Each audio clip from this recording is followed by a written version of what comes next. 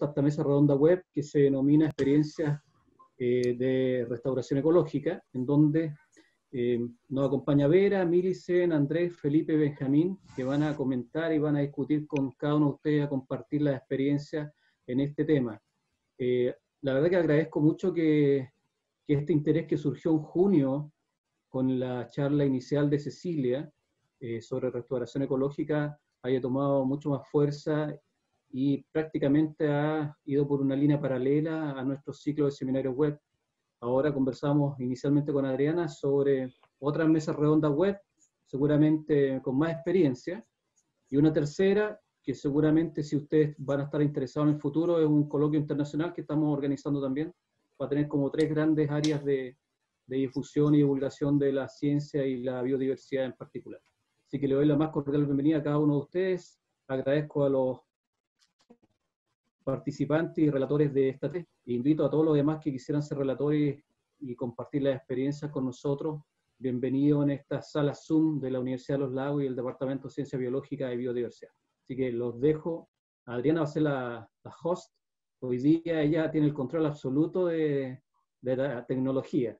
Así que les agradezco mucho la gentileza de estar conectado hoy día. Bienvenidos a todas y todos. Muchas gracias. Bueno, ya creo que podemos comenzar con la reunión. La primera persona que va a exponer es Vera Solch. Perdón si no pronuncio bien tu apellido. Ella tiene muchísima experiencia en terreno, en realidad, y antes nos comentaba que esto de la restauración ecológica es un poco prueba y error. Entonces, que nos cuente su experiencia, por favor. Tienes que grabar, Adriana, ¿verdad? Sí, está grabando.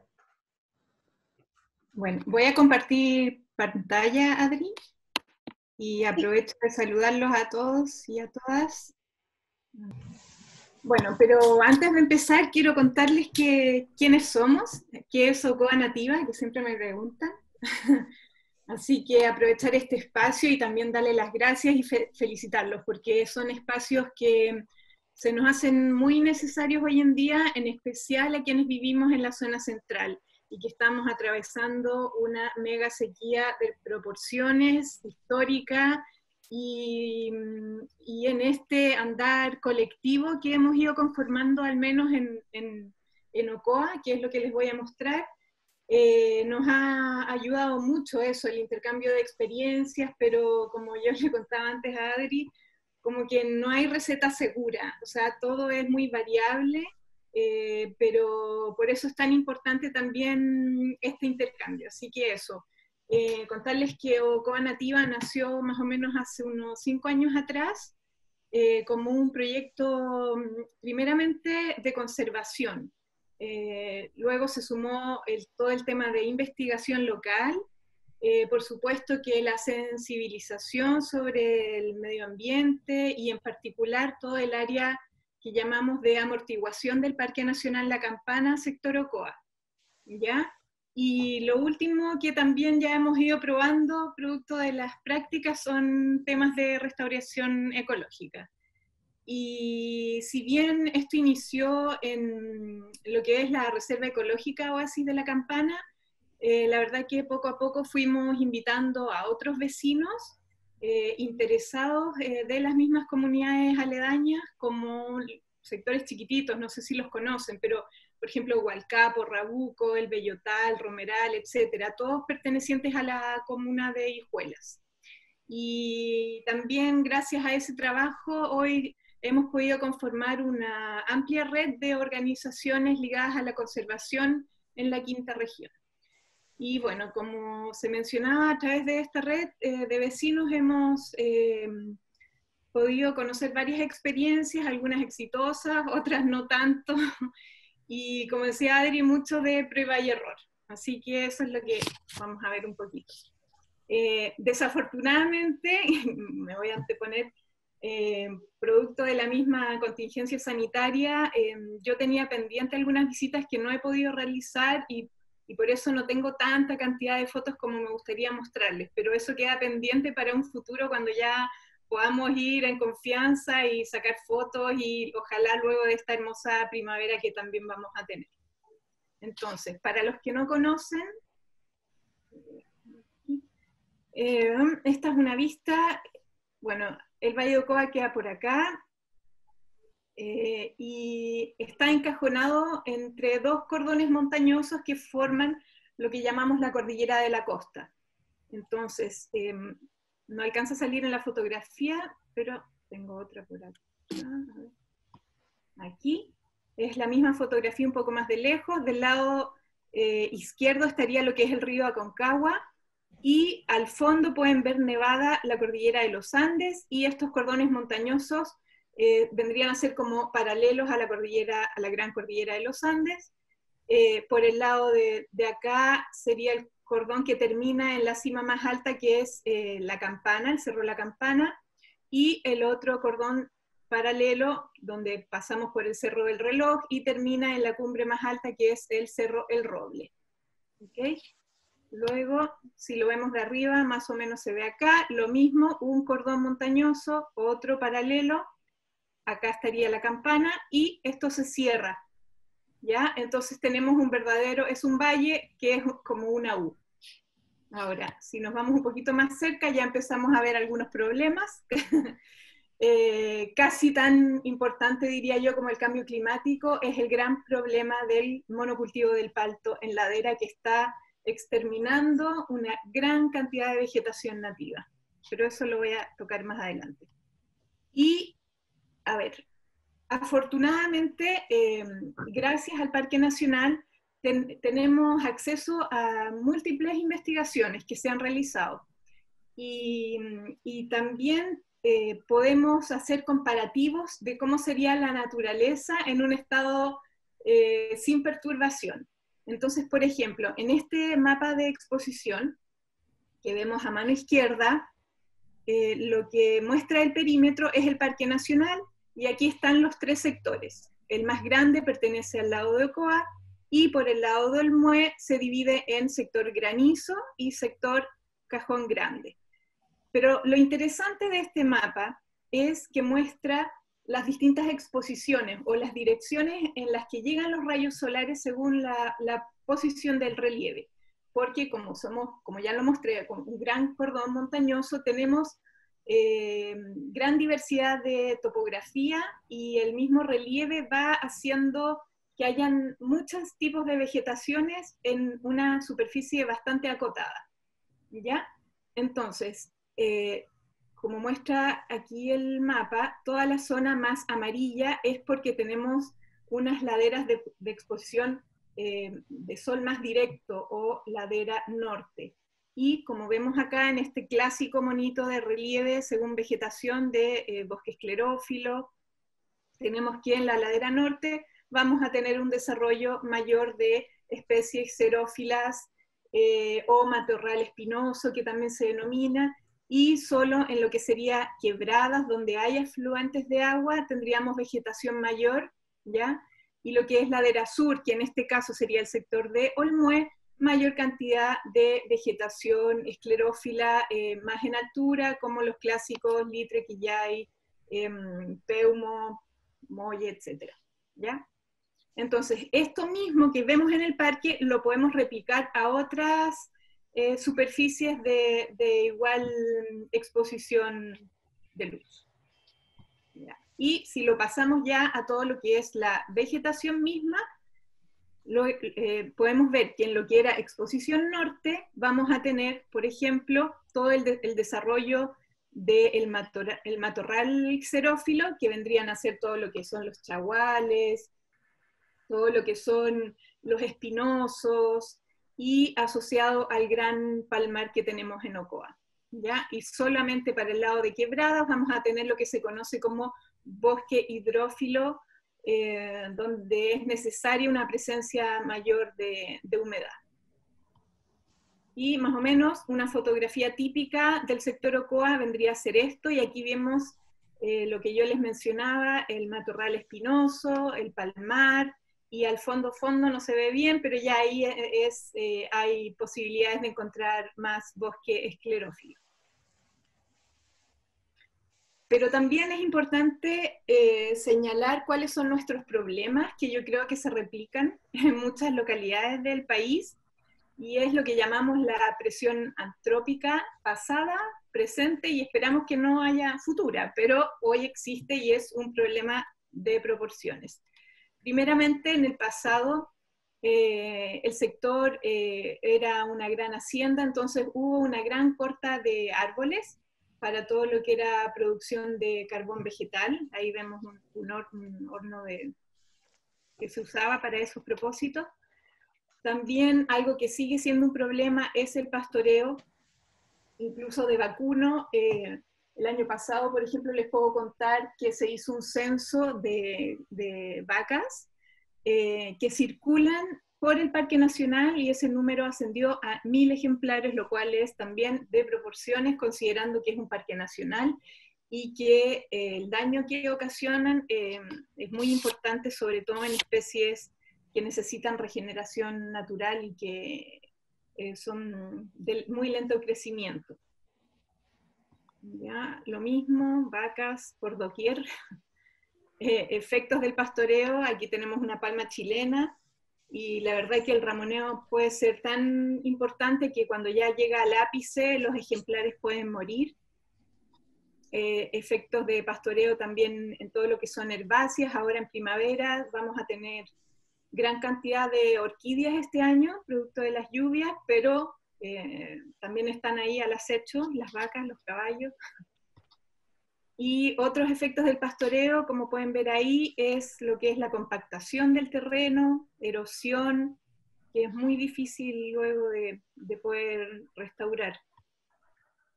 Por supuesto, la presión por demanda de segunda vivienda y todo el desarrollo de inmobiliario hace que se abran cada vez más y más caminos en bosque nativo, y incendios forestales en la temporada estival, cada vez más comunes, principalmente por el tema de la sequía,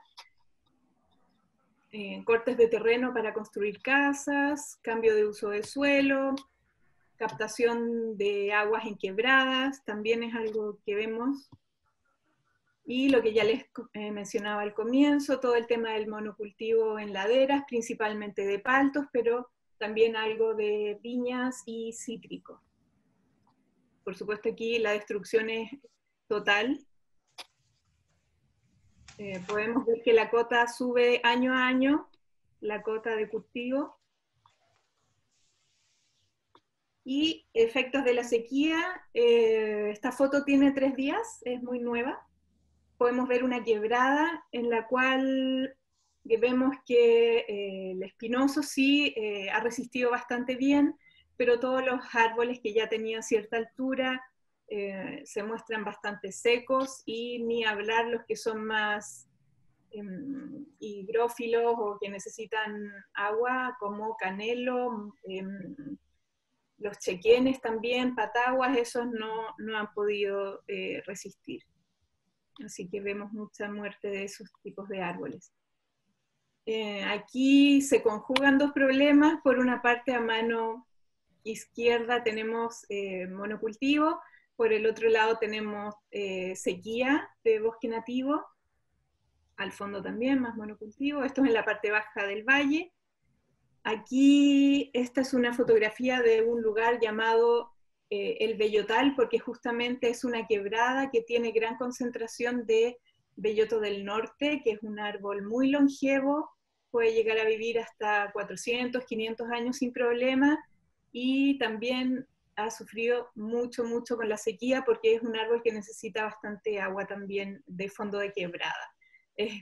También mencionar que este es el único árbol monumento natural de la zona central, desafortunadamente. Una fotografía desde arriba, vemos que la vegetación ha respondido de forma diferenciada a la sequía, algunos más que otros, incluso dentro de la misma especie.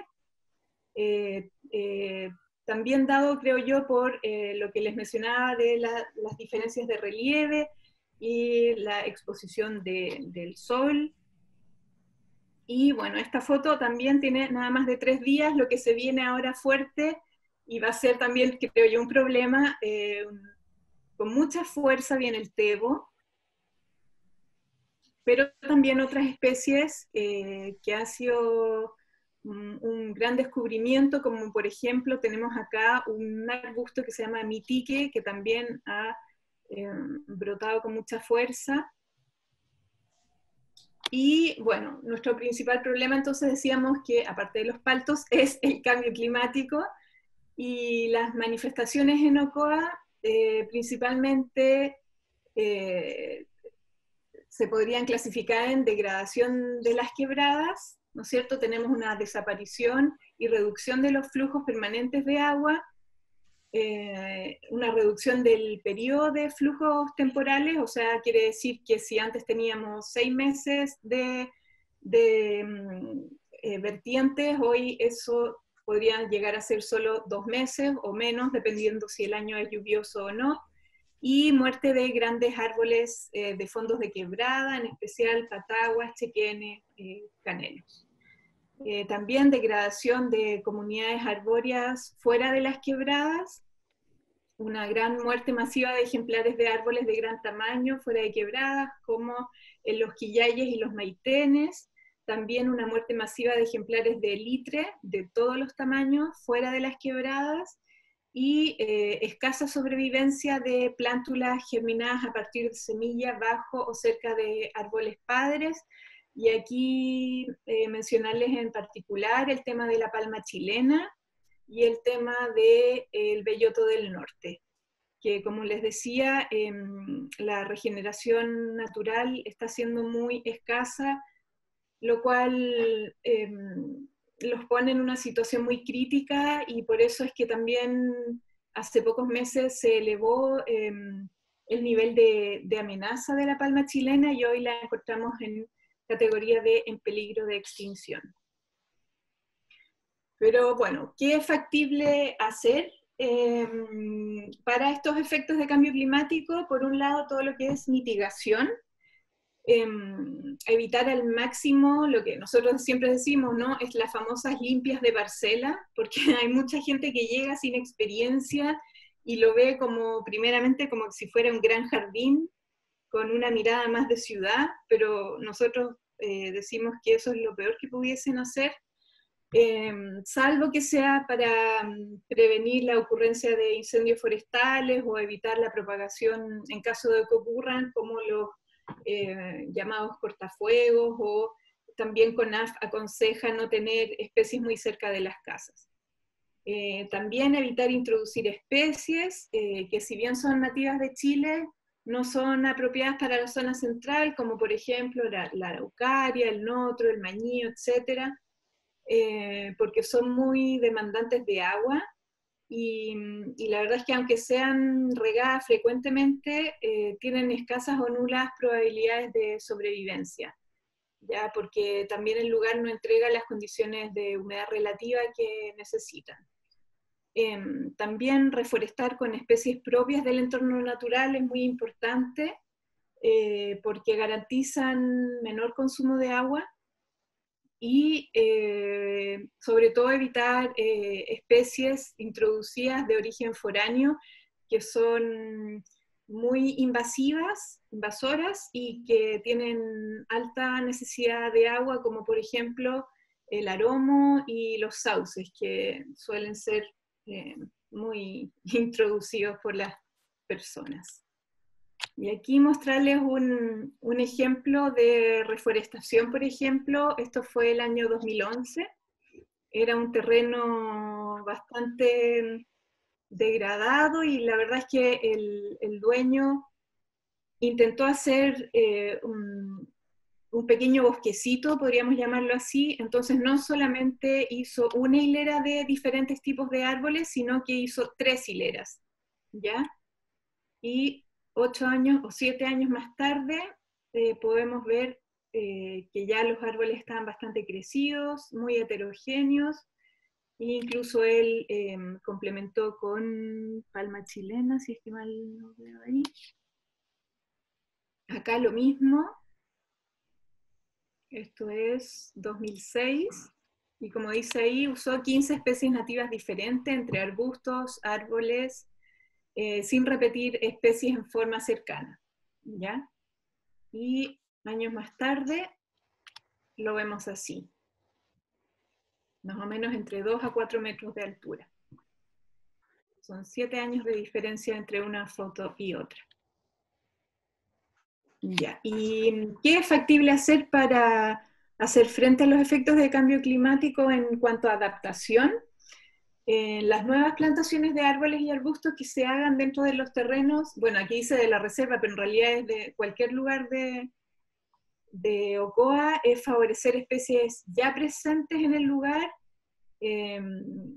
que tengan capacidad de resistir largos periodos de sequía, como por ejemplo son los espinos, los chaguales, vegetación que vamos a ver siempre en entornos cercanos al lugar que nos interesaría restaurar. Y introducir a nivel de ensayos especies nativas de gran atractivo estético y abundantes en floración, que favorezcan también aves e insectos, muchos de ellos nativos, que son propios de ambientes áridos, y masificar las plantaciones de estas especies ensayadas que hayan resultado bien. Y por eso es tan importante el intercambio de experiencias, porque así no todos necesitamos experimentar con todas las especies, sino que podemos compartir también esas tareas. Y bueno, lo que siempre preguntan la gente que le gustaría iniciar un proyecto de restauración de pequeña, mediana o gran escala es cómo comenzar. Donde también nos dicen, ¿dónde puedo comprar especies nativas? ¿Qué especies debo utilizar? ¿Cómo debo plantar? ¿Cuánto debo regar? ¿Y qué otros cuidados debo considerar? Estas preguntas se repiten una y otra vez. Y lo que nosotros hicimos en un comienzo para Ocoa, pero esto me imagino que se puede replicar en cualquier localidad, fue, a ver, ¿dónde comprar? Ok, hicimos un mapeo de todos los viveros del sector que se dedican a la producción de especies nativas. Y nos encontramos con varios viveros. De hecho, esta tabla ni siquiera está actualizada, así que yo me imagino que son muchos más, de los cuales muchos son viveros familiares, entonces el contacto es muy cercano y permite también un intercambio de experiencia entre propietario y viverista, que también es muy importante, porque por ejemplo, necesitamos saber, o por ejemplo, hay propietarios que solo quieren restaurar con especies del lugar, o sea, con genética propia del entorno donde viven, lo cual también bueno, es recomendable para algunos casos. Para mi modo de ver, sí me gusta trabajar así, no me gusta introducir genética de otros lugares. Y también lo que hemos hecho es llevarles semillas que recolectamos y ellos las viverizan, y así tenemos las plántulas con nuestras plantas madres, por decirlo, a la vista. Entonces, en este aprendizaje creo que entramos todos. Y después también, producto del intercambio de experiencias, hicimos un listado de los árboles y arbustos que más nos han resultado en restauración. Y solamente especies que tengan bajo requerimiento hídrico, bueno, algunas le pusimos de término medio, pero la verdad es que es bastante bajo, en un 95% creo yo, son todas nativas y endémicas del lugar. Ya pueden ver ahí algunos nombres, de bajo mantenimiento, y que de cierta forma con algunos manejos mínimos podrían tener buen futuro. Así que ahí tenemos el listado de árboles. Acá tenemos el listado de arbustos que hemos podido desarrollar. ¿Ya? Y nada más, esto es como un mix de fotos, pero son las especies que yo les mencionaba. Tenemos gran diversidad, porque también a veces todos creen que esto queda nada más en Peumo, Quillay y Litre y se acabó el listado, y la verdad es que esto no es así. Hay muchísima diversidad de arbustos, también algunas herbáceas, entonces la invitación es a observar y a hacer estas asociaciones. Y nada más para ir ya cerrando, lo que recomendamos hoy en día es, primero y sobre todo, observar las comunidades vegetales nativas cercanas. Y nosotros somos unos afortunados porque tenemos el Parque Nacional, entonces nada más tenemos que ir, observar, sacar fotos, ver, hacer el comparativo con nuestras parcelas, y entonces podemos ver qué es lo que resultaría mejor. Utilizar las especies probadas, como estos listados que yo les mostraba recién, que son todos muy resistentes a la escasez hídrica. Conformar grupos de especies en el mismo hoyo de plantación también nos ha resultado muy bien, como por ejemplo sería maitén, romerillo y maravilla de campo, o podría ser también otra herbácea. Hay algunos vecinos que están incluso trabajando con loazas o ortigas. Entonces es todo un mundo de posibilidades que se nos abre en que veamos esto no como una plantación, sino como algunos los llaman unos pequeños semillas de bosque, le llaman algunos también, porque en el mismo hoyo más de una especie. También es importante introducir lo que son leguminosas, ¿no es cierto?, para que mejore la calidad del suelo, la fijación de nitrógeno.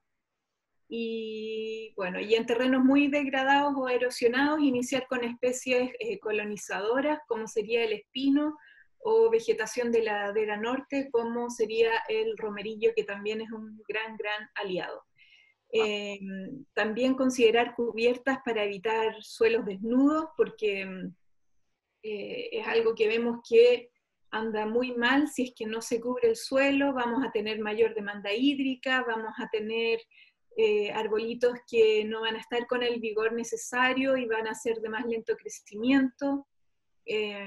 Y bueno, y en meses críticos no descuidar el riego. Puse aquí 2 a 3 veces por semana, eso también es muy variable, hay que ver bien el terreno, qué mejor que hacer un pequeño hoyo y ver la humedad, ¿no es cierto?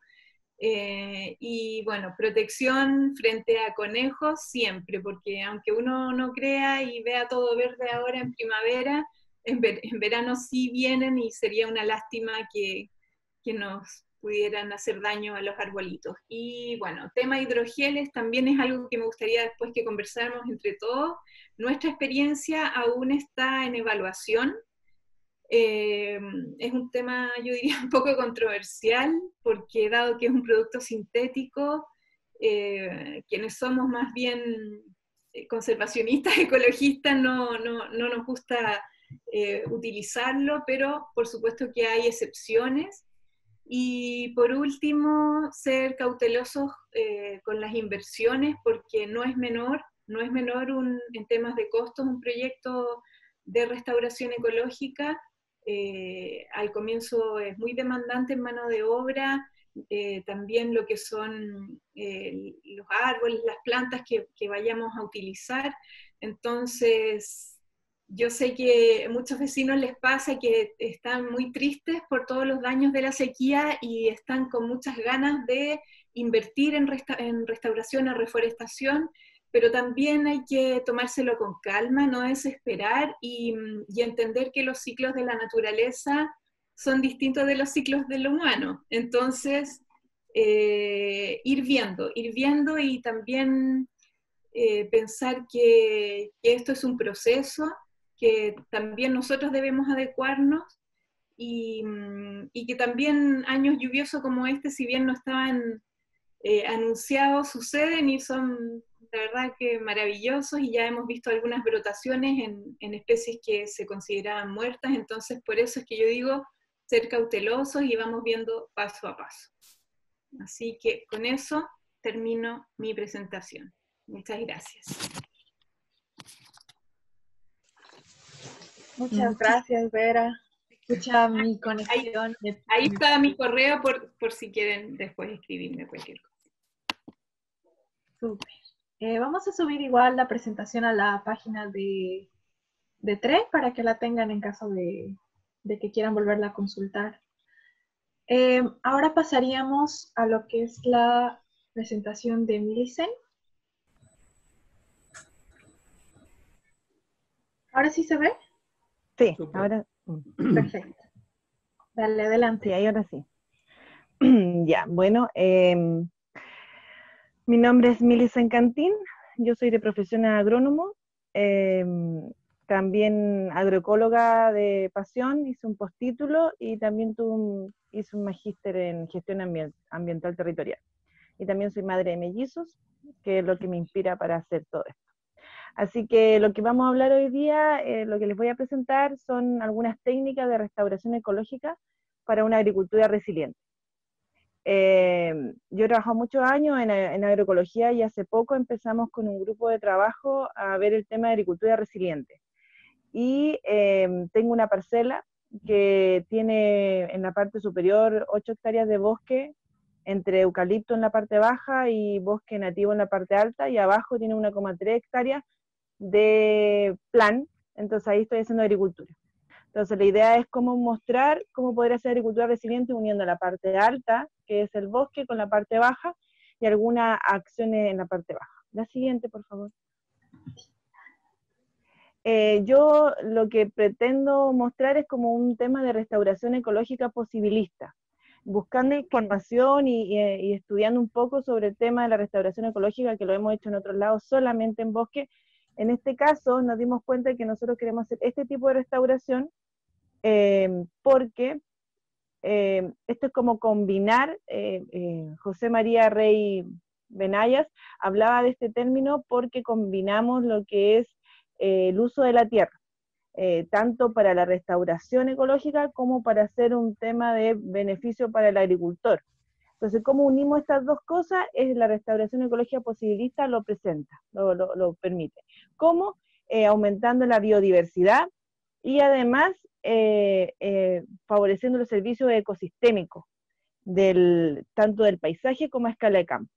Entonces, eso es lo que pretendo mostrar ahora y que estamos haciendo acá en esta parcela. La siguiente. Bueno, y según la FAO, porque la definición de agricultura resiliente es la capacidad de prevenir desastres, crisis, prevenirlo, amortiguarlo, tener en cuenta tenerlo en cuenta, recuperarse de ello en tiempo, en forma eficiente y sostenible, incluida la protección y el establecimiento y la mejora de los sistemas de vida frente a amenazas. Entonces, ahí mostramos un bosque maya comestible, al lado hay una foto que lo encontré fabuloso. Eso es lo que nosotros pretendemos, lograr tener en esta parcela, que vía aérea se pueda ver como un bosque, pero que sea comestible y que sea cultivable, que se cultive, pero que genere producción, pero que esté en una relación con la vegetación nativa del bosque, bajar el bosque a la parte baja. La siguiente. Entonces, algunos podrían preguntar, ¿y por qué la agricultura convencional no es resiliente? Claramente no tiene grandes capacidades de resiliencia, básicamente porque, por un lado, genera muchos gases que son provocadores del cambio climático, pero además es susceptible. ¿Por qué es susceptible? Porque demanda grandes volúmenes de recursos naturales y energía, y son monocultivos. Como por ejemplo el dibujo ahí que está en esta lámina, uno ve que es muy baja la biodiversidad, y eso es lo que vamos a ver en la próxima lámina, la siguiente por favor. Entonces, ¿cómo unimos resiliencia con restauración ecológica? La unimos en 3 partes. La primera es que mayor biodiversidad. La restauración ecológica pretende mayor biodiversidad, y la resiliencia y la mayor biodiversidad hace que haya mayor resiliencia. ¿Cómo? Por un equilibrio dinámico. Es simple. Por ejemplo, si para controlar un conejo existe un zorro, un aguilucho y un águila, o sea, tenemos 3 nichos, 3 funciones para controlar el conejo, ahí hay mayor resiliencia si se muere el águila porque quedó el zorro y el aguilucho. En cambio, cuando hay uno y uno, o sea, hay menor diversidad, el sistema es más débil frente a una pérdida de cualquiera de esos nichos. Entonces, a mayor biodiversidad, mayor equilibrio dinámico.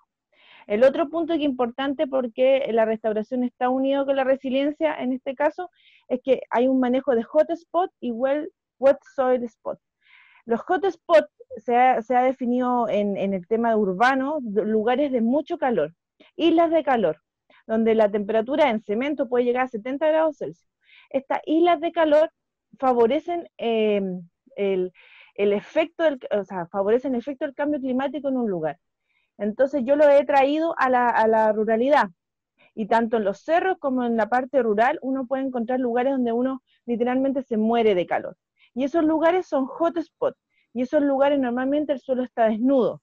Es un lugar que adquiere mucha temperatura y es muy difícil que algo se crezca en ese lugar. ¿Qué es lo que hay que hacer? Hay técnicas para controlar los hotspots. Primero hay que definir los hotspots. Nosotros estamos trabajando con un topógrafo que hace vuelos con drones, con una cámara térmica, y hace un vuelo térmico y puede determinar dónde están los hotspots para poder controlar ese hotspot y que la parcela o el lugar baje su temperatura. Y también los wet soil spots son los lugares húmedos. Cuando uno restaura, por ejemplo, un humedal, uno está favoreciendo la mantención de este wet spot y este lugar, como ven en la figura, que esa figura yo la encontré fabulosa cuando la encontré, que ahí muestran las temperaturas abajo de una ciudad que son altísimas y donde baja violentamente es porque hay un río. Los cuerpos de agua hacen que bajen la temperatura en un lugar. Al bajar la temperatura, uno puede lograr que especies funcionen mucho mejor. De hecho, se ha visto los frutales en cualquier tipo de especie cuando uno baja la temperatura. Y eso lo hacen los cuerpos de agua. ¿Y por qué es importante para la resiliencia este punto de la restauración? Es porque los dos están trabajando para controlar hotspot a través de la vegetación y favoreciendo lugares más húmedos. Y el último, el suelo fértil.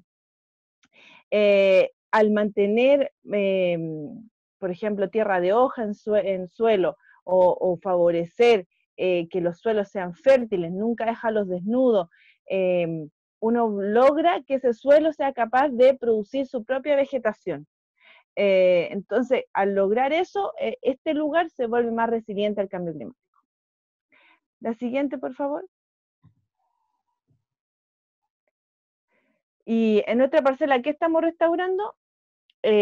Vamos a restaurar puntos, como vimos, la restauración ecológica posibilista, él decía que era como una manicure de los territorios, pero yo encuentro que mucho más profundo que una manicure, porque la verdad es como repensar el lugar.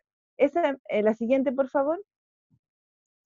Esa es mi parcela, le pusimos Felei Fen, que es como buena semilla, queremos hacer una semilla dentro de este lugar. Es este bosque que está en la parte alta, es un bosque de boldo, es uno de los pocos reservorios de boldo que quedan acá en la sexta región, es una ladera sur, húmeda, y la verdad es que, bueno, ahí está la foto satelital. La propiedad llega hasta la cima del cerro, al otro lado bastante desértica la situación. Este es un pequeño reservorio que va quedando. En la foto ahí, en la panorámica, se ve que se ve bastante verde. La propiedad llega desde donde está uno en la parte baja hasta la cima. Y lo que nosotros pretendemos aquí es poder ir, llevamos 10 meses a todo esto, lo que queremos es restaurar el humedal que está en la parte baja. Si ustedes ven la fotografía aérea, en la parte más baja, en la parte baja de la imagen, se ve oscuro. Eso quiere decir, ahí esa parcela costó mucho venderla porque nadie quería comprarla porque se inundaba.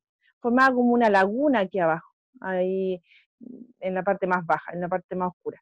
Se formaba como una laguna y la gente no la quería por eso. Pero para mí es fabuloso. O sea, porque la verdad es que lo que uno ve es que toda la parte de arriba captura agua y abajo se acumula. Entonces, ¿qué es lo que queremos hacer? Un gran corredor biológico, la parte alta, hasta llegar al humedal. La idea es restaurar el humedal en la parte baja, ahí estamos viendo cómo hacerlo lo mejor posible, pero la idea es poder hacer un corredor biológico desde la parte alta hasta la parte baja. La siguiente. Ya, lo primero que hicimos fue hacer un cuerpo de agua. Ahí está el cuerpo de agua, mostré la imagen de la imagen satelital por lo mismo que estaba explicando, que la idea es como generar cuerpos de agua. Formamos este pequeño cuerpo de agua que es un biofiltro, donde hay especies acuáticas, emergente y flotante, y este cuerpo de agua lo hicimos básicamente para mejorar la biodiversidad, pero a través de la de la posibilidad de generar agua para todas las especies como sapito, todo lo que son insectos, para que abejas, ellos pueden tener esta opción de tener agua. Y ahí ya les generamos un pequeño hábitat a ellos.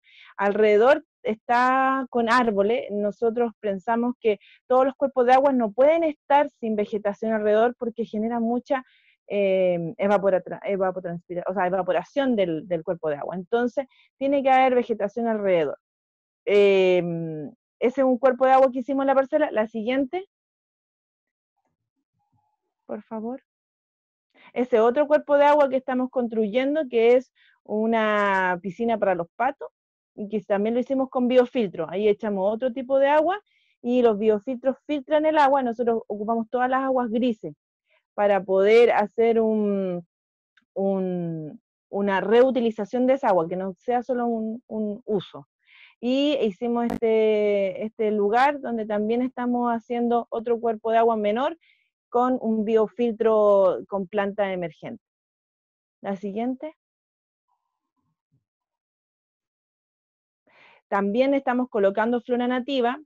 Hemos puesto corcolén. Hay una cuesta cercana a nosotros que se llama la cuesta Corcolén. Pusimos corcolén, hemos puesto maqui, hemos puesto quillay, hemos puesto, ¿cuál otro? Maitén, pimiento. Hemos puesto varias especies nativas como cercos. Y también lo otro que hemos hecho, lo hemos puesto en el cerro. Estamos en conversaciones con CONAF para hacer un manejo del boldo. Queremos empezar a disminuir un poco el eucalipto que está en la parte baja, pero ese eucalipto es una fuente de madera y de leña para toda la comunidad acá. Y como no queremos tampoco entorpecer a la comunidad, que yo creo que básicamente ellos han hecho que este bosque siga vivo, queremos ver la posibilidad de que siga un porcentaje, pero también potenciar al boldo que está arriba. Y ahí queremos hacer algunas plantaciones de boldo. Queremos también hacer un tema de poder llevar de una zona que está más de la parte de la quebrada, donde hay más vegetación, poder trasladar la parte más seca, más de loma. Y lo otro, estamos plantando en cercos, y lo otro que es interesante que estamos haciendo es que estamos plantando quillay, específicamente quillay, entre los árboles frutales.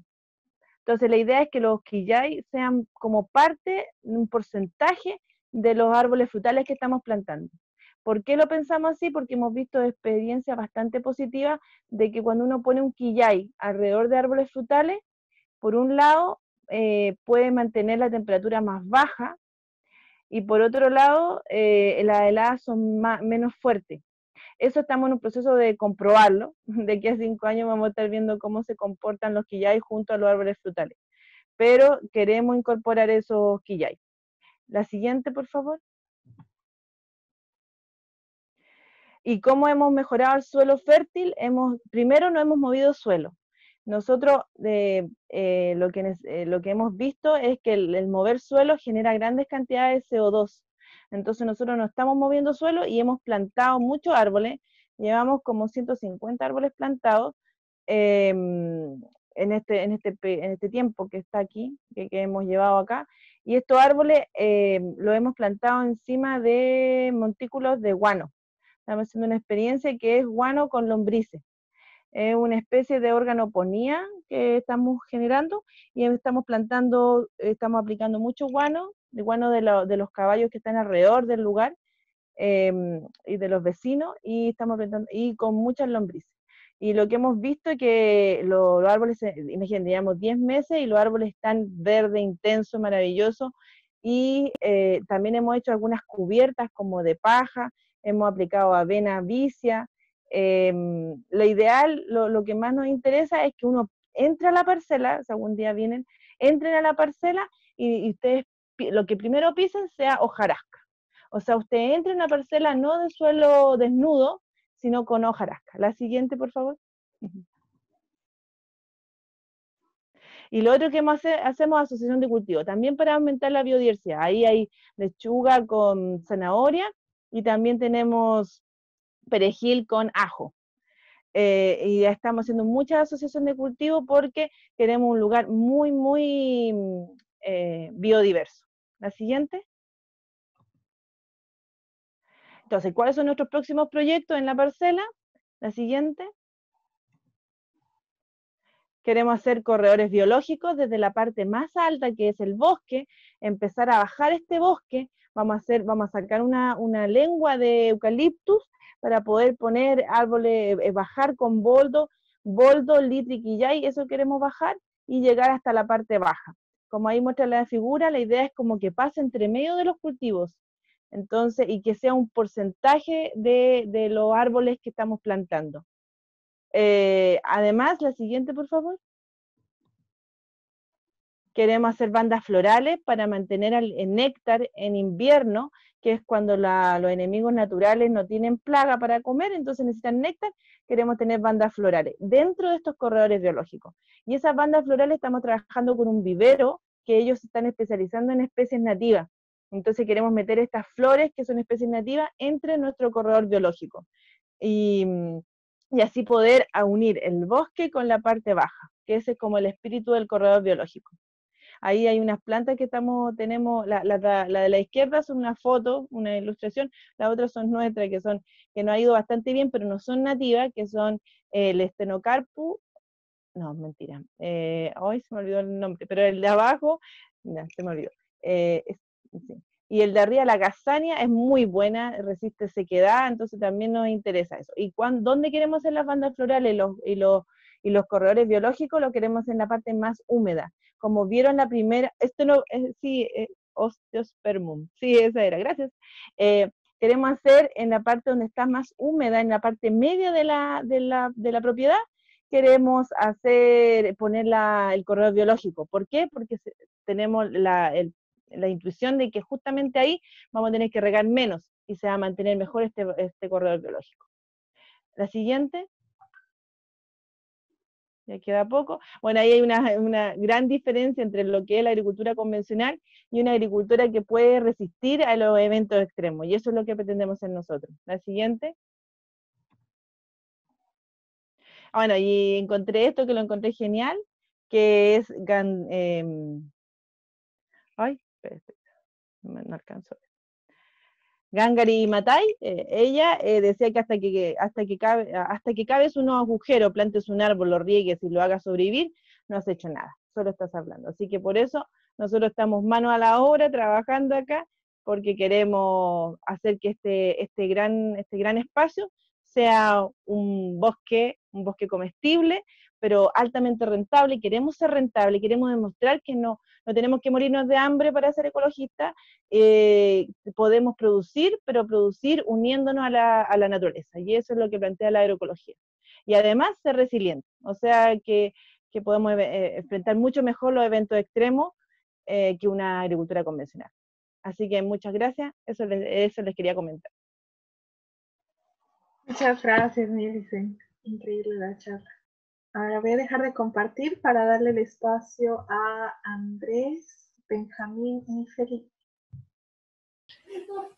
Bueno, hola a todas y todos. Mi nombre es Andrés Robles, Andy. Soy de Fundación Somos Agua. Soy ingeniero civil industrial y emprendedor. Llevo alrededor de 7 años emprendiendo y he desarrollado un montón de proyectos. Bueno, les voy a presentar la agenda. Vamos a presentar a nuestro equipo. Se va a presentar Felipe, se va a presentar Benja. Luego les vamos a presentar 2 ONG que son las que trabajamos juntas en este protocolo de restauración, en este libro. Una es Plantemos Nativo y otra es Somos Agua. Luego les vamos a mostrar gran parte de este protocolo, para luego mostrar un ejemplo aplicado con este protocolo. Y al final podemos dejar tiempo para las preguntas, pero creo que esos son compartidos, ¿no? Bueno, Feli, ¿te podís presentar? Ya me presenté. Sí. Bueno, hola a todos. y todas, muchas gracias por la invitación. Mi nombre es Felipe Saavedra, yo soy ingeniero hidráulico y en la Fundación Somos Agua me dedico a temas de investigación. Hemos estado aprendiendo con el Andy un montón de estos temas que no eran nuestra formación, pero muy felices de trabajar en este proyecto tan bonito que tiene un objetivo tan noble que es la restauración del bosque esclerófilo. Benja, ¿está ahí? Sí, acá estamos. Bueno, muy contento de estar acá, muy agradecido de escuchar las presentaciones anteriores también. Yo bueno, soy ingeniero forestal, trabajo en temas de restauración, he estado metido en varios proyectos de carácter más ciudadano, con distintas comunidades, y el día de hoy vengo como colaborador de Plantemos Nativo para hablar un poco de esta experiencia que ha sido el protocolo de restauración. Bueno, Plantemos Nativo es una organización que trabaja, por supuesto, con vegetación nativa, tiene distintas iniciativas en el arbolado urbano y también iniciativas en lo que es restauración ambiental. En particular, yo me sumo a Plantemos Nativo en este contexto de pandemia, en el Departamento de Restauración Ecológica, junto a un grupo también motivado con estos temas, y en la actualidad estamos impulsando distintos proyectos. Esto del protocolo es una cosa, pero también tenemos la visión puesta en el Cerro Tren, la sexta región comuna de Oñihue, lugar que ha estado afectado por incendios, por basura, por el mal uso de la gente, pero que también tiene una comunidad muy importante y con muchas ganas de recuperar ese espacio. Este lugar tiene un montón de valor cultural y natural, ya que han habido distintos hallazgos arqueológicos, y también, por supuesto, cuenta con un ecosistema hermoso, propio de la zona de Cantillana, el cordón de Cantillana, donde existe un bosque esclerófilo que se matiza con otros ecosistemas también. Bueno, en cuanto a Fundación Somos Agua, nosotros somos una ONG joven, tenemos 4 años, nos dedicamos a aportar al tema de la sequía y la escasez hídrica. Bueno, ahora somos un equipo de 16 personas de distintas áreas de la ingeniería, del diseño. Nuestras áreas principales son la educación ambiental, la investigación y algunos proyectos para generar recursos. Y nuestros pilares estratégicos son la sustentabilidad, la innovación y la colaboración. Este último es nuestro ADN, por así decirlo. Nosotros tratamos de pasar desde ambientes competitivos, ya sea de trabajo en red, de trabajo en equipo, interno, trabajo con otras personas, etc., a un trabajo más colaborativo y enfocado en la sinergia. Y eso es algo que también estamos desarrollando con Plantemos Nativo y con distintos profesores y otras organizaciones. Tenemos nuestro centro de investigación, que es vecino de Ocoa, en un lugar que se llama San Rafael. Este lugar se llama Ensenada de los Tilos, y es nuestro centro de investigación y sustentabilidad. Es apéndice de la reserva de Peñuela La Campana. Hace alrededor de un poquito más de 10 años que se anexó para ser protegido de la minería. Bueno, acá es una vista aérea del Cerro El Caqui, que por el otro lado es donde hay bastante minería. Acá pueden ver un poco el mapa. Este es una microcuenca de alrededor de 1.800 hectáreas, donde hay 800 hectáreas de bosque nativo, que se ve por todo esto. Esta es una quebrada, acá hay otra quebrada más grande. También acá en el plano hay otra especie de bosque, otra formación. Y bueno, en el lugar se hacen monocultivos de palta, haz, que son 35 hectáreas, que es la esto celeste. No se preocupen porque está en plano, no está en ladera. Los vecinos sí tienen aquí plantado en ladera. Bueno, aquí un poquito una vista más panorámica de la cuenca. Esto que sea una cuenca es muy importante porque nos permite investigar varias cosas asociadas, por ejemplo, el caudal y otras. Bueno, acá esto fue el verano. Pueden ver, hay un estanque que nosotros llamamos un paisaje de retención, ya que no está revestido por debajo. Acá hay un bosque de velleto del norte, y pueden ver que, bueno, el año 2019, el verano 2019-2020, fue la primera vez que pasó que el bosque cambió de color. Y es algo que nos preocupó bastante, porque no había pasado antes en la zona. Bueno, acá una foto de esto fue el año 2019, en septiembre más o menos. Ahí, si se fijan, todavía no estaba cambiado, todavía no había cambiado de color aún. Bueno, y esta foto es ahora, que llovió bastante. Si se fijan ahí, se llenó. Estoy tranqui. Hay una fotito del bosque de Villeta del Norte. Ahí también se puede, por esa quebrada para arriba, hay maqui, hay patagua, hay olivillo, lingue, canelo. Hay un montón de especies higrófilas. Bueno, ahí hay una toma de agua, se pueden ver. Acá esto es por si hay una crecida, una obra de evacuación. Y por el otro lado tenemos nuestra central fluviométrica, que es para poder monitorear el caudal. También, si se fijaron que había una toma, acá eso ayuda a generar energía para el predio de una manera limpia y a pequeña escala. También hay paneles solares. Acá pueden ver un sistema de control de heladas con los paltos. Hay invernaderos, viveros de palto. Ahí pueden ver los monocultivos que les mostrábamos. Apicultura, distintas variedades, jajas de granol. Hace 3 años armamos un vivero de árboles nativos. Tenemos alrededor de 7 especies. Principalmente cuidamos harto los guayacanes, que son los que más se demoran. Bueno, ¿y qué hace nuestra fundación? Trabajamos en 3 áreas: la bosquicultura, la agricultura y en temas hídricos en eficiencia, captación y contaminación. Tenemos bastantes proyectos, algunos de educación ambiental como el Hidrolab. Tenemos un par de productos que desarrollamos, como un atrapaniebla, un lavadero ecológico que ayuda al ahorro de agua en la vivienda. Hemos hecho investigación de bioremediación, etc. Me voy a detener más en lo más parecido a lo que se está hablando. Uno es la investigación relacionada con sistemas agroforestales para palto. Lo que queremos hacer es aportar a que se innove en la agricultura de frutales, principalmente de palto, y reducir la huella hídrica, reducir el uso de agroquímicos, aumentar la biodiversidad. Estamos estudiando principalmente 2 especies que, bueno, lo que estamos haciendo es incorporar árboles nativos dentro de los monocultivos de palto.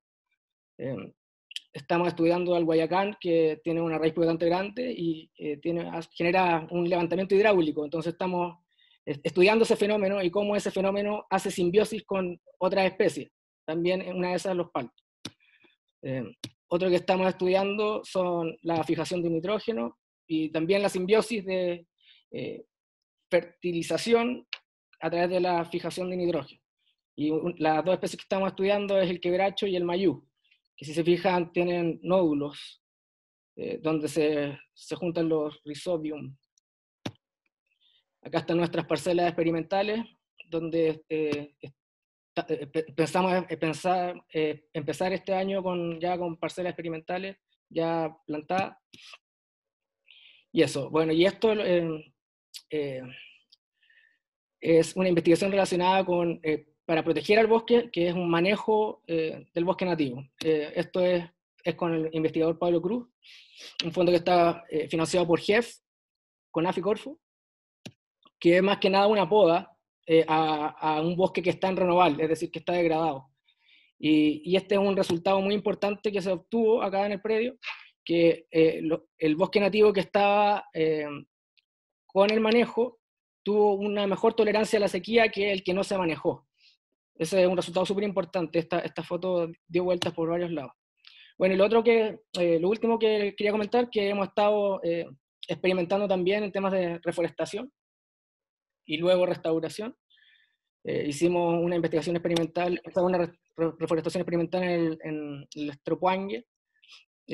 Ahí nos dimos cuenta de lo difícil que es reforestar y restaurar, ya que varias especies se nos murieron. Luego nos dimos cuenta que eso le pasaba a varias organizaciones, que las tasas de prendimiento son bien bajas. Y bueno, ahora estamos preparando restauraciones en nuestro centro de investigación. acá este año hicimos un cerco vivo con mayú y quebracho principalmente, como una especie de banda floral. Y bueno, hemos trabajado con varios profesores, ahí está Cecilia, está también Soya de la UFRO, hay varios profesores de la Universidad de Chile, de Antumapu, y también de la Mayor, principalmente. Y bueno, ahora lo que nos conlleva luego de haber experimentado bastante en temas de reforestación, decidimos meternos un poco, y desde inicio de este año armamos estos dos documentos. Uno es un manual de recolección de semilla y propagación de matorral y bosque esclerófilo, y el que vamos a hablar ahora es un protocolo de restauración, que ahora lo dejo con Benja, que les va a comentar de este protocolo. Muy bien, vamos al protocolo, gente.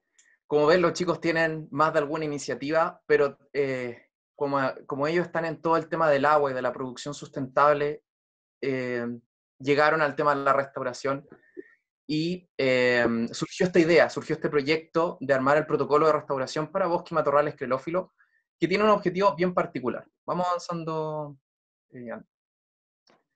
¿De qué se trata este protocolo? Principalmente es apoyar a todas esas iniciativas de carácter comunitario, ciudadana o de grupos científicos que no necesariamente estén en el mundo verde, en el mundo de las ciencias ambientales, en el mundo de las ciencias forestales o de la agroecología. Entonces, carecen un poco del como el fundamento teórico de todo lo que hay detrás de la restauración.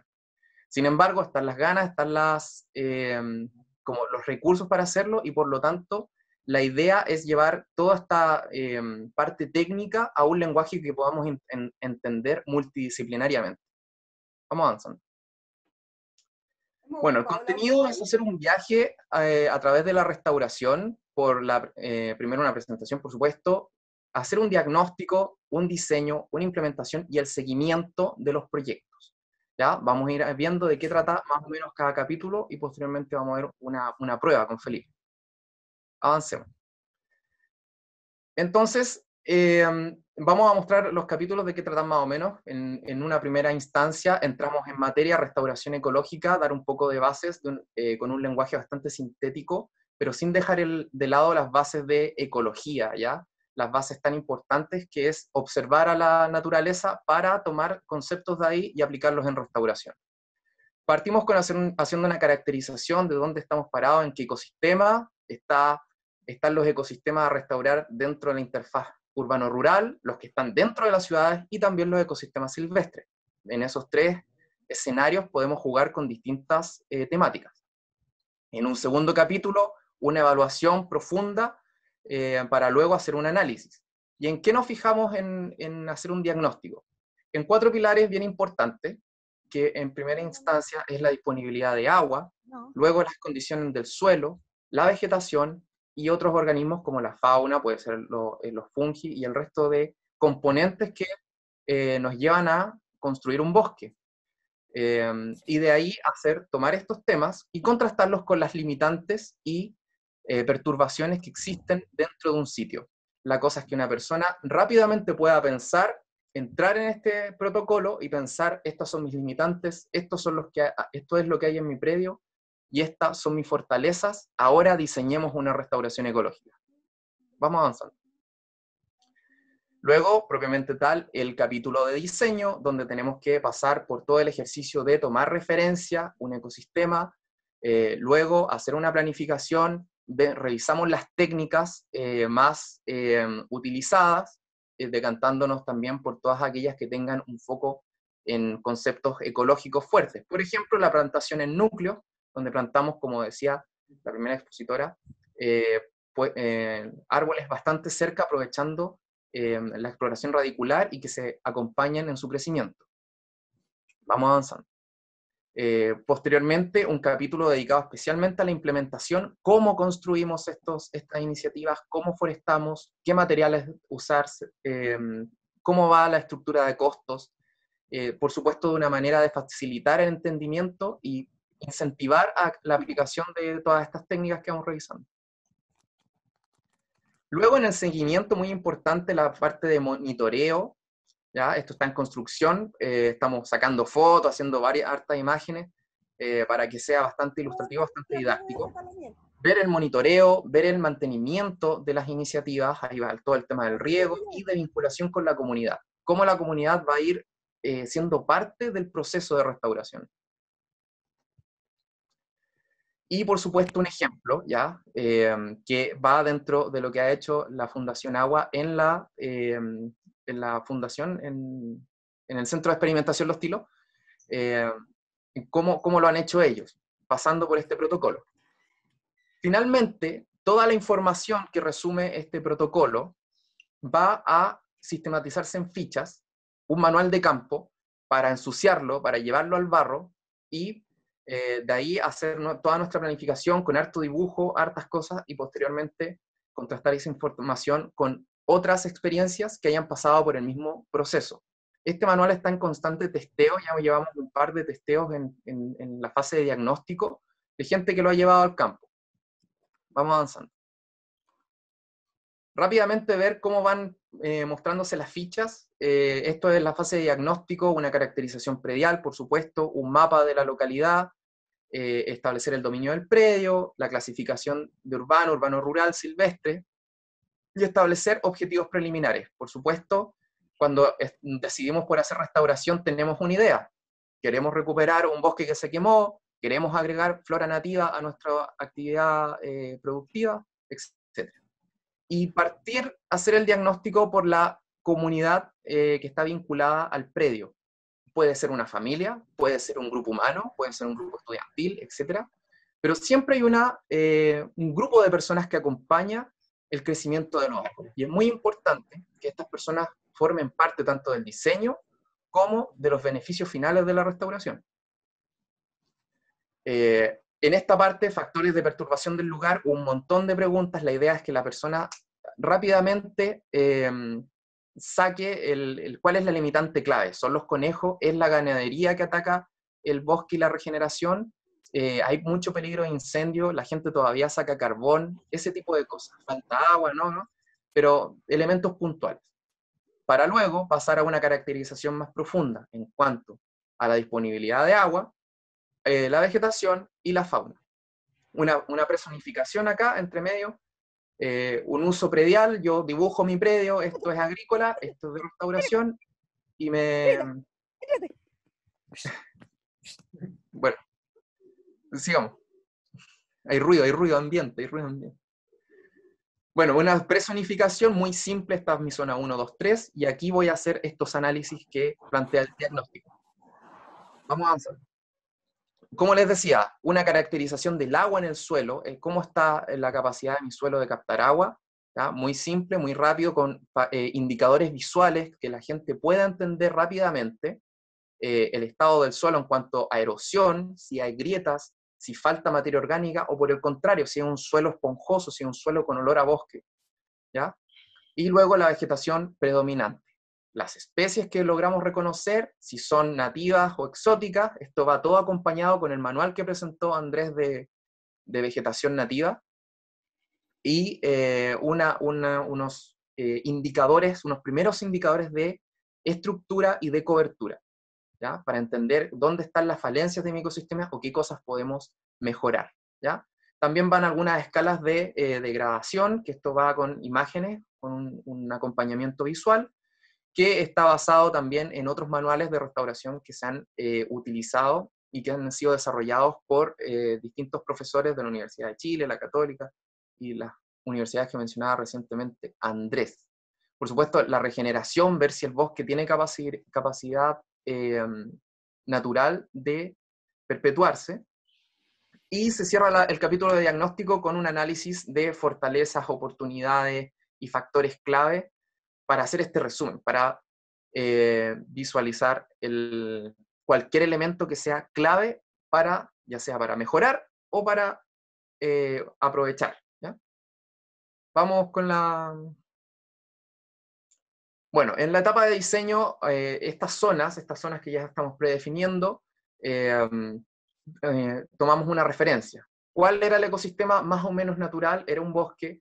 ¿Cuál es el ecosistema actual? Una plantación o cultivo. ¿Y cuál es mi ecosistema de referencia? Es importante y queda expresado ahí en el documento que el ecosistema de referencia no solamente nos guía en a qué queremos regresar en cuanto a la vegetación nativa, sino a qué vegetación nativa podemos apuntar, tomando en consideración el cambio climático, los incendios, etcétera, etcétera. Y también después, la parte más entretenida es presentar los manejos, la reforestación en núcleo con especies nativas, las bandas florales también incorporadas y los manejos de suelo, como terrazas, bancales, zanjas de infiltración y después las técnicas de restauración de rehabilitación de hábitat, ya para fauna. También todo va a ir expreso y la cosa es que sea muy práctico y muy sencillo de seguir y de rellenar por el usuario. ¿Ya? Finalmente, un mapa de diseño general y se cierra con una planificación temporal. Esto es una fase de diseño, estos son los 2 primeros capítulos, el viaje que se hace cuando uno aplica el protocolo, y eso es lo que aplicó Felipe con Ensenada de los Tilos, y que nos va a compartir ahora de su experiencia.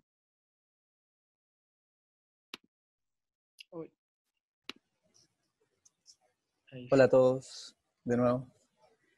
Bueno, rápidamente voy a mostrar así, esto es solamente como tipo para la experiencia de usuario que tuve al aplicar el protocolo, que bueno, vale decir que no es primera vez que lo hago porque ha tenido varias mutaciones en el tiempo, de hecho esta es como la tercera iteración. Un punto muy importante que no nombramos es la valiosa ayuda que nos hizo Cecilia en la revisión de todas estas cosas y que seguimos mejorando todo el tiempo y testeando. Bueno, para partir, la ficha habla del predio de Ensenada de los Tilos, ¿cierto? Que está en la comuna ahí de Quillota, frente de Ocoa.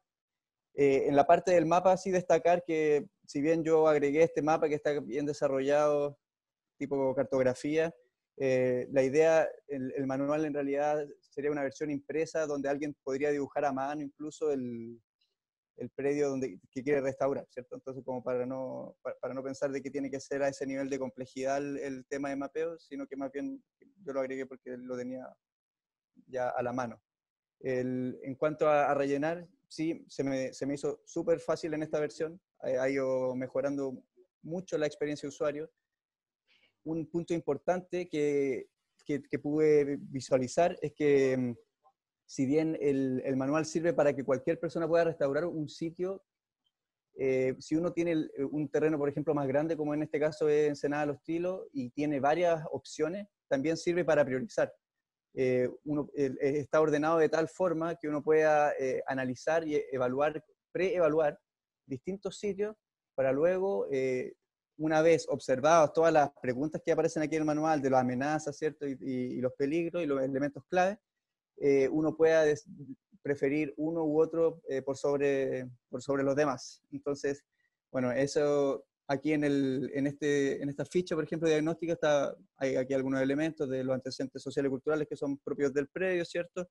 Algunos otros elementos relevantes, como por ejemplo el tema de que hay cultivo de paltas, que hay cortafuegos, hay zona de manejo de bosque nativo, como mostraba Andrea antes, presencia de proyectos de energía. Y en cuanto a la perturbación del lugar, hay bastante daño, como en muchos de los lugares de arriero, ¿cierto? Pastoreo vacuno, con y sin permiso, ¿cierto? También problemas con la basura que arroja la gente que se mete de forma ilegal, por así decirlo. También el problema del conejo existe. Entonces, bueno, esto fue como una sumatoria de antecedentes que se fueron sumando gracias al uso del protocolo. En esa fotito se muestra más o menos las 10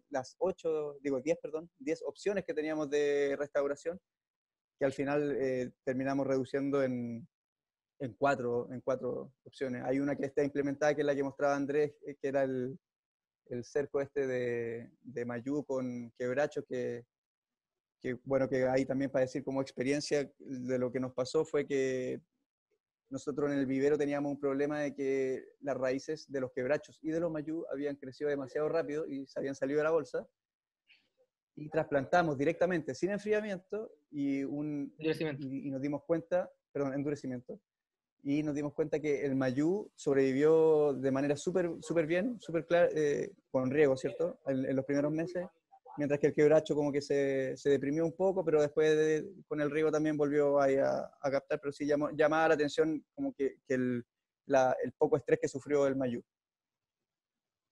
Bueno, y ahí están las tablas que se llenaron por cada uno de los sitios, ¿cierto? Para ir caracterizando. Y finalmente yo me iría directamente como a las conclusiones, Andy, para ir cerrando la oportunidad y la amenaza. Bueno, en el caso nuestro tenemos grandes oportunidades porque, bueno, es una cuenca que tiene la era sur y que felizmente no tiene tantos problemas de agua como, no sé, como las de la era norte. Pero las amenazas existen siempre y serían bien el tema del seguimiento también, porque el terreno es grande y hay que darle la dedicación que corresponde también al seguimiento para que esto sea útil, porque en definitiva el uso de protocolo y la sistematización de la información es justamente para que sea como un aporte, una base de datos y que todos podamos ir aprendiendo juntos. Y bueno, y partiendo por esta reunión que también es para captar toda la retroalimentación que ustedes nos puedan dar de este proyecto. Y con eso cierro. Ahora viene la parte de diseño que se viene pronto y deberíamos estar pronto a restaurar en las próximas semanas si es que la estacionalidad nos lo permite y la contingencia también. Bueno, para cerrar bien breve, comentarles que nosotros le mostramos las fichas y hay una parte del manual que todavía nos falta, porque nos faltan fotos, nos falta detallar bien las fuentes y todo. Más ya la tenemos lista, solamente que tampoco no la tenemos en formato ni con fotos, como les decía. La idea es que esta ficha se contraste con este protocolo. En ese protocolo dice qué es lo que hay que poner en la ficha y explica. ¿Sí? Entonces uno va llenando la ficha y si no entiende algo, va al protocolo, lee y dice ya, no sé, ¿qué es la cobertura, por ejemplo? O ¿qué escribo donde dice cobertura? Ah, acá explica la cobertura, cómo se pone, cuáles son los parámetros que hay que escribir, etc. Esa es la forma de usar este manual o documento. Y bueno, comentarles que lo hemos testeado ya 2 veces, una en nuestro predio, centro de investigación, otra en una parcela que hay viñas y que también queremos hacer un cerco vivo. Queremos testearlo también en tren, tal vez el próximo año o cuando se haga. Y también abierto a que si a alguno le interesa poder usar este protocolo, bienvenido, nos contacta y felizmente podemos hacerles llegar el material. Y bueno, muchas gracias por invitarnos y cuando vayamos avanzando les vamos a ir compartiendo los documentos y todo. Pues. Nuestra visión, como les comentaba, es ojalá pronto imprimir este manual, imprimir este protocolo y en el futuro queremos hacer un manual online, es decir, un sistema. Esa es nuestra visión. Que esto, que es algo impreso, pase a ser, bueno, voy a dejar de compartir, pase a ser un sistema que aparte de mostrar cómo restaurar o dar una guía, nos permita captar datos, captar información de personas que están restaurando. Y también, en segunda instancia, conectar personas que quieren restaurar con personas que saben cómo hacerlo, no necesariamente nosotros. Entonces, ese es el fin, que aportar a que cada día se haga más restauración, que aumente las tasas de emprendimiento, que sea más fácil, que la gente se motive, que se haga un vínculo entre investigadores de restauración con usuarios, etc. Eso, y muchas gracias nuevamente por la invitación y perdón por el tiempo que nos tomamos. Disculpe. Gracias a todos, de verdad. Gracias. Muchas gracias, chicos, por su presentación. Si no me ven en la cámara es que me desconecté de nuevo y ahora estoy desde el celular. Sus experiencias, de verdad. Les agradezco mucho que hayan tomado la iniciativa de contarnos todo lo que está pasando en sus territorios y las cosas con las que se han encontrado. No sé si alguien más tiene alguna duda que quiera resolver.